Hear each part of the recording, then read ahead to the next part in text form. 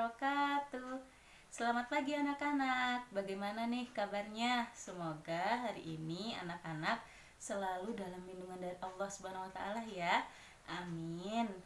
Nah, anak-anak, sebelum kita memulai pembelajaran kita pada pagi hari ini, alangkah lebih baiknya kita awali pembelajaran kita dengan bersama-sama membaca lafal basmalah.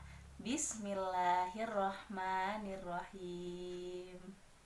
Anak-anak, pembelajaran PAI kita hari ini masih di pembelajaran kedua, melanjutkan pembelajaran sebelumnya. Jika minggu lalu kita belajar tentang mengenal nama Allah, hari ini kita akan belajar tentang mengenal kitab-kitab dari Allah. Sebelum Ibu menyampaikan materi kita pada pagi hari ini, alangkah lebih baiknya Ibu akan membacakan beberapa tujuan pembelajaran kita pada pagi hari ini.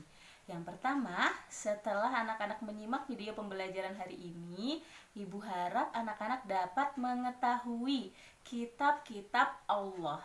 Yang kedua, anak-anak dapat menjelaskan kitab-kitab Allah. Nah, anak-anak, kalian tahu tidak apa pengertian dari kitab Allah? Nah, kitab Allah adalah kumpulan dari firman-firman Allah yang diturunkan kepada Nabi dan para Rasulnya melalui malaikat Jibril untuk disampaikan kepada umat manusia. Nah, beriman kepada kitab-kitab Allah ini hukumnya wajib. Terdapat di rukun iman berapa? Terdapat di rukun iman ketiga setelah beriman kepada malaikat Allah. Nah, beriman kepada kitab Allah ini maksudnya yaitu mempercayai dan meyakini bahwa Allah Subhanahu wa taala menurunkan kitab kepada Rasulnya dan para nabinya untuk kita disampaikan kepada umat-umatnya. Nah, beriman kepada kitab Allah ini merupakan suatu hal kewajiban bagi umat manusia, termasuk kita umat Islam. Nah, di sini Ibu akan menyebutkan dan menjelaskan beberapa dari kitab-kitab Allah. Yang kita ketahui ada berapa anak-anak? Ada 4 kitab-kitab Allah. Yang pertama apa? Yang pertama yaitu kitab Taurat. Nah, kitab Taurat ini diturunkan kepada Nabi Musa alaihi salam. Dan kitab Taurat ini diturunkan hanya kepada Bani Yahudi atau kaum Yahudi. Nah, di dalam kitab ini terdapat 10 ketentuan atau yang pernah disebut dengan istilah Ten Commandment, yaitu 10 perintah Tuhan.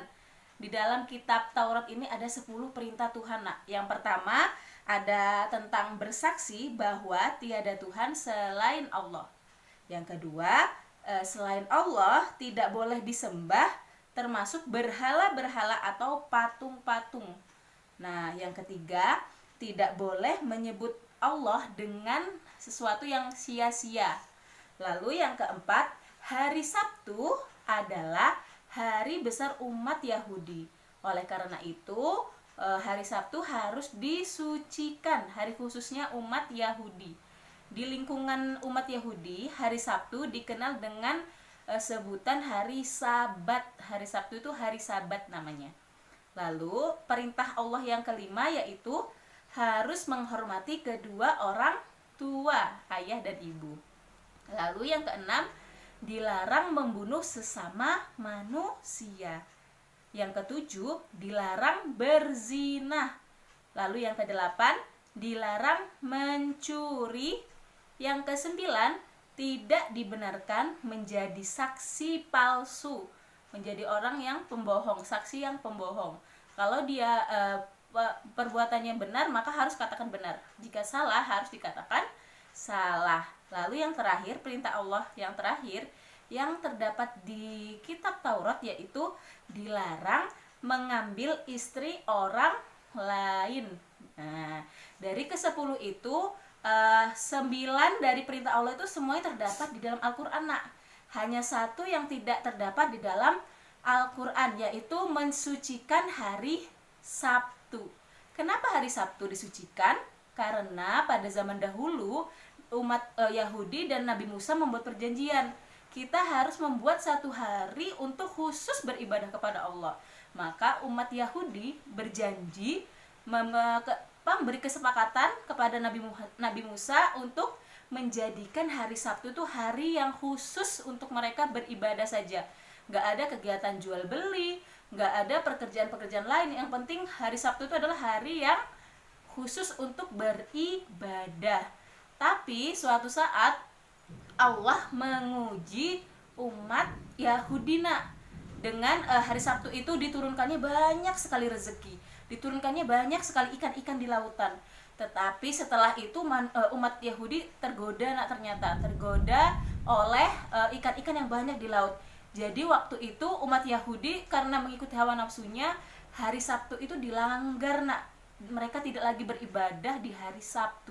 Mereka hanya mencari ikan di lautan. Jadi mereka hari Sabtu itu nggak digunakan lagi untuk beribadah oleh umat Yahudi. Maka dari itu Allah mengazab umat Yahudi ini dari umat Nabi Musa alaihi salam.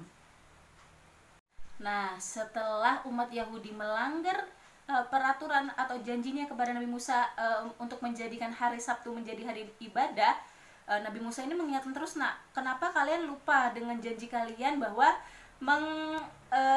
mengspesialkan hari Sabtu ini khusus untuk beribadah kepada Allah? Kenapa kalian sekarang malah mencari rezeki, malah mencari ikan? Karena mereka tidak mendengar Nabi Musa, Allah mengutuk umat Yahudi itu menjadi kera yang hina. Hal ini terdapat di dalam Quran surah Al-Baqarah ayat 65 sampai 66 yang artinya, dan sungguh kamu telah mengetahui orang-orang yang melakukan pelanggaran di antara kamu pada hari Sabat atau hari Sabtu. Lalu kami katakan kepada mereka, jadilah kamu kera yang hina. Maka jadilah mereka kera yang hina, dan demikian itu peringatan bagi orang-orang pada masa itu dan bagi mereka yang datang kemudian, serta menjadi pelajaran bagi orang-orang yang bertakwa. Kitab yang kedua yaitu kitab Zabur. Nah, kitab Zabur ini diturunkan kepada Nabi Daud alaihi salam. Kepada umat siapa? Kalau Taurat tadi kepada umat Yahudi, kalau Zabur ini kepada kaum Bani Israel namanya. Nah, kitab Taurat ini kitab Zabur ini penyempurna dari kitab Taurat, kitab sebelumnya, yaitu berisi tentang pujian kepada Allah, lalu doa-doa, zikir kepada Allah, nasihat dan hikmah. Nah, sebagai utusan Allah, Nabi Daud alaihissalam dikaruniai mujizat. Mujizatnya apa? Ketika Nabi Daud membaca kitab Zabur ini, beliau dapat melunakkan besi ketika membaca Zabur ini. Nah, lalu yang ketiga ada namanya kitab Injil. Setelah ada Taurat, Zabur, lalu yang ketiga ada Injil. Nah, kitab Injil ini diturunkan kepada Nabi Isa alaihi salam. Kepada umat siapa diturunkannya? Kepada kaum Bani Israel. Nah, lanjutan ya, ini kitab Injil ini adalah penyempurna dari kitab Zabur sebelumnya. Nah, kitab Zabur ini kenapa kepada Bani Israel diturunkannya? Karena Bani Israel itu umatnya yang sangat sulit untuk diajak menuju ke jalan kebenaran. Nah, oleh karena itu kitab Injil ini berfungsi untuk meluruskan kembali pokok praktek-praktek ibadah yang telah diselewengkan oleh Bani Israel. Misalnya seperti hari Sabtu itu ya, yang dispesialkan hanya untuk beribadah kepada Allah, yang biasanya dipergunakan untuk beribadah, telah mereka selewengkan menjadi hari untuk berpesta pora dan hari memuaskan hawa nafsu. Padahal kan perjanjian sebelumnya di umat Yahudi khusus untuk beribadah kepada Allah. Tapi setelah bertahun-tahun, terus nabinya berganti, Lalu di Nabi Isa ini diseluruskan lagi bahwa hari Sabtu itu digunakan untuk beribadah hanya kepada Allah Subhanahu wa Ta'ala. Nah, kitab yang terakhir yaitu kitab apa? Kitab Al-Qur'an. Nah, Al-Qur'an artinya menurut bahasa yaitu membaca, berasal dari qoro'a, artinya membaca. Menurut istilah, Al-Qur'an yaitu firman Allah yang diwahyukan kepada Nabi Muhammad SAW dengan perantara malaikat Jibril sebagai pedoman hidup manusia. Nah, Nabi Muhammad merupakan nabi terakhir dan tidak ada nabi setelahnya. Dan begitu pula dengan kitab Al-Quran adalah kitab terakhir, nggak ada lagi kitab-kitab yang lainnya. Kitab Allah hanya ada 4, kitab Taurat, Zabur, Injil, dan Al-Quran.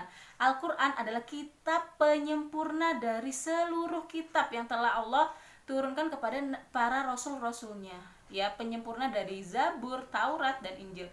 Al-Quran adalah kitab yang paling sempurna, dan Al-Quran adalah diturunkannya kepada semua umat manusia. Nah, kalau Taurat kan tadi cuma hanya kepada umat Yahudi, kalau Zabur sama Injil hanya kepada Bani Israel. Nah, Al-Quran ini diturunkannya secara umum, universal, diturunkan kepada umat manusia, tidak memandang dia umat Yahudi, umat Israel, apa yang lain-lain. Seluruh umat manusia, terkhusus umatnya Nabi Muhammad Sallallahu Alaihi Wasallam.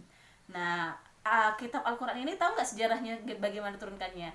Kitab Al-Quran ini pertama kali diturunkan di Gua Hira, ketika Rasulullah Shallallahu Alaihi Wasallam menyendiri di Gua Hira.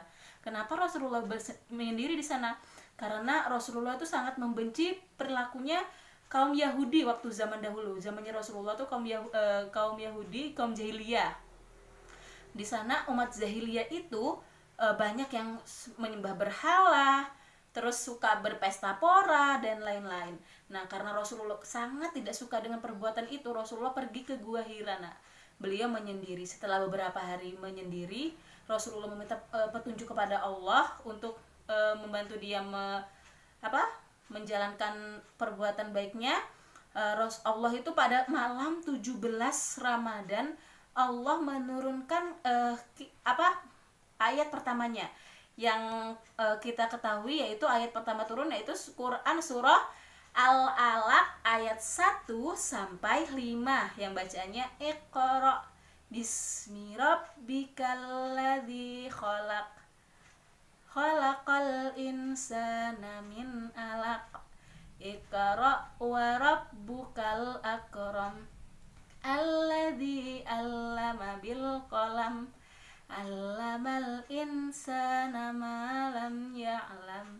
Nah, itu ada 5 ayat yang pertama kali Allah turunkan kepada Nabi Muhammad SAW melalui malaikat Jibril.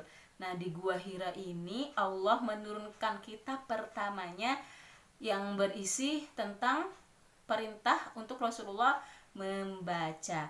Nah, kitab Al-Quran ini diturunkan kepada Nabi Muhammad SAW secara berangsur-angsur. Nah, nggak langsung semuanya diturunkan sama Allah, tapi sesuai dengan peristiwa atau kejadian yang terjadi pada zaman Rasulullah SAW, berangsur-angsur. Kalau istilahnya kita nyicil-nyicil gitu. Nah, dengan itu selama berapa tahun? Selama 22 tahun, 2 bulan dan 22 hari. Nah, kitab suci Al-Quran ini diantaranya berisi tentang apa? Berisi tentang akidah, tentang ketuhanan, tentang beribadah, lalu tentang akhlak, lalu tentang muamalah, lalu tentang janji-janji Allah, lalu tentang sejarah dan ilmu pengetahuan. Nah, kitab Al-Quran ini berfungsi sebagai petunjuk hidup bagi seluruh umat manusia di dunia ini, berlaku sepanjang masa dan tidak terbatas pada suatu bangsa atau negara.